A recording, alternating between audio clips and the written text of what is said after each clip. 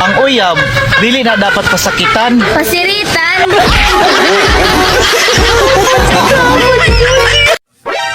Sa mga babae dyan, tandaan nyo, ang mga lalaki ang haligi ng tahanan. Kaya kung marami kang lalaki, mas matibay ang tahanan.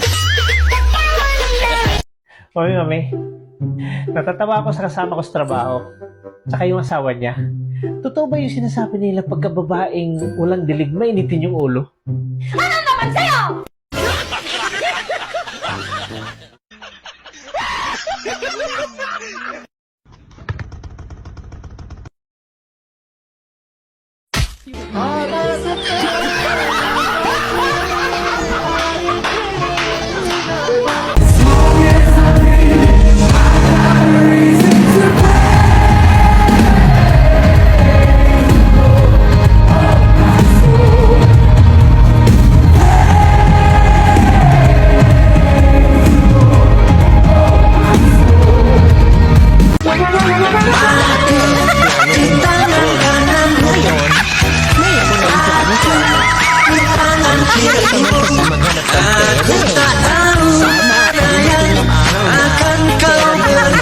Liso na gyud pagbuhi.